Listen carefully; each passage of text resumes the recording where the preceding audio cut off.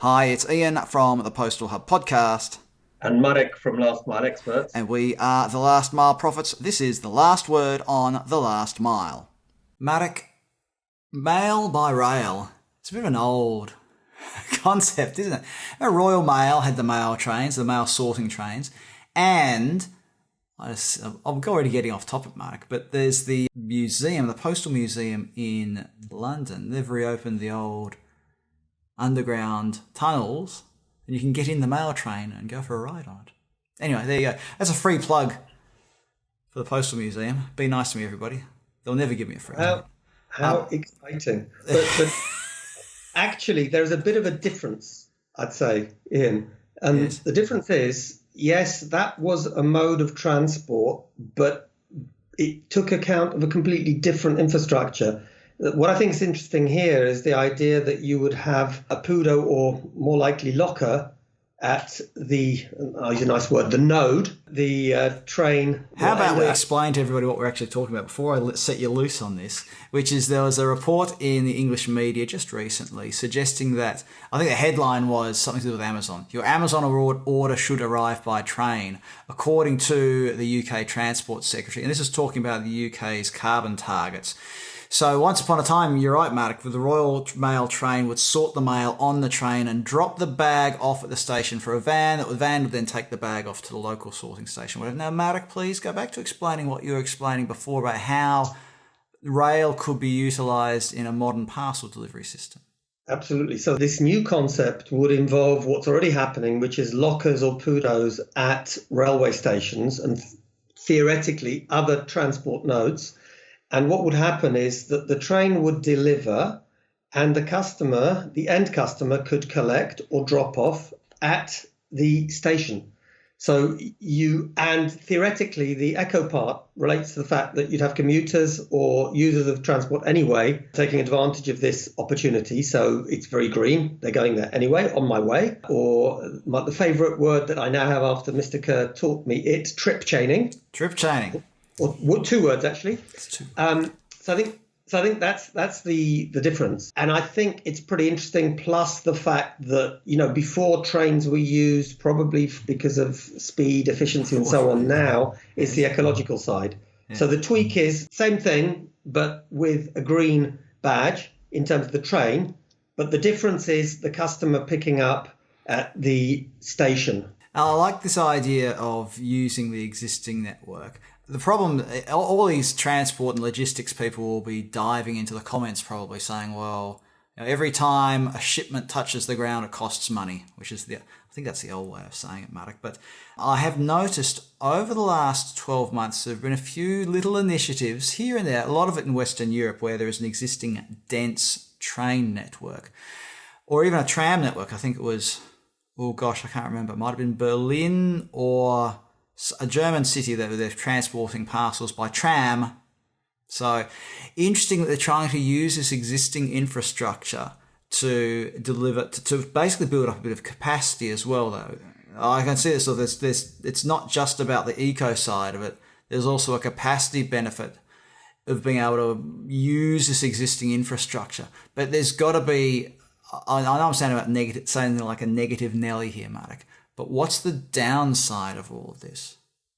Well, honestly, if you can think of one, let me know. But from my perspective, the rail one, I don't see much of a downside because the trains are running anyway. You're leveraging or piggybacking on something that's already there.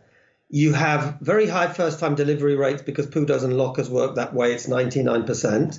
And if people are trip chaining, no downside. The other one, just jump in there before you say what you're going to say. The other one, which is the trams or perhaps metro, it's a little bit more complicated because there I think it's more about speed and congestion, and you do get the green ticket there as well, but it's a little bit different and it's doing something new probably for on-demand parcels. Yeah, it's interesting that you've mentioned on demand, because the last time I was in London, I can't remember when that was. It was a few years ago. Way before COVID. Before COVID, I was on the underground, and opposite me was a gig economy delivery person with, I can't remember if it was Just Eats or one of those companies, using the underground to get to their stop instead of, using a bike. I thought it was interesting that that person had decided that the way to get to their delivery point quickest was with the underground. It was off-peak, clearly, because otherwise, well, anybody who's lived in London knows the reality of dealing with the tube. But Marek, I guess when what you've been talking about, if I've got this right, is the idea of putting the parcel on the train somehow, whether it's accompanied, whether there might be one delivery company employee or contractor, whoever it might be, who travels with them and then at each station jumps off, pops the parcels in the locker near the platform and then jumps back on and goes to the next station? Or how do you see that working? Or is it more that, I think it might be Switzerland, where there might be the courier waiting for the train at the platform with their little cargo bike or something like that, or a trolley. They grab the parcels, pop them on the trolley, then it's on the back of the cargo bike, or they take it to the parcel locker for delivery. How do you see it in a practical terms, how this could work? So I'll give you my favourite consulting answer. It depends. We walked into that one, didn't they, everybody? For the nationwide rail service, I believe the only way for it to work, because there'll be different volumes, is usually have a conductor, and he probably has parcels anyway of some kind, and it's just extended and formalised. And probably that is a manual option because you have a conductor anyway for the time being.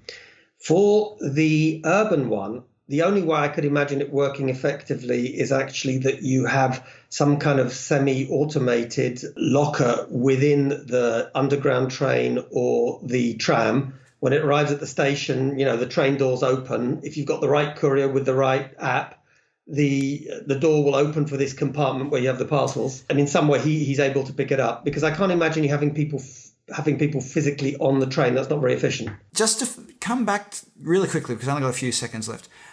Pre-pandemic, a bit of talk about lockers at train stations. Amazon had started doing it. InPost had started doing it, and even I think Doddle had the. Do you remember they had the PUDOs? They were the first. That was their genesis, wasn't it? Absolutely, these super cool, big, very expensive PUDOs, which sort of didn't work. And Canada Post's Purolator has been putting in automated drop-off and pick-up at a couple of stations in Canada.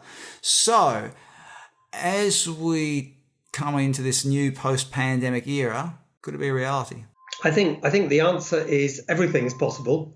I thought you were going to say it depends. I'm disappointed. No. This doesn't say everything is possible. I think post-COVID, a lot of things will change. Things that were not financially viable or acceptable for customers will become acceptable. My view is largely it's going to depend on how far e-commerce players and local authorities or governments are going to want to push this. If they do, I can see it happening. My personal view is I can imagine that the rail model will happen first because it's a natural one, longer distances, commuters going through, economies of scale, etc. But, let's see. It's going to be interesting. I think things will happen. Well, everybody, comment below. Let us know what you think about this. Is it far-fetched? Is it realistic? Could there be specific use cases where it will work in a practical and common sense way? Comment below. Marek Różycki, thanks for being part of the Last Mile Profits today. Thank you, Ian. Thank you, everybody.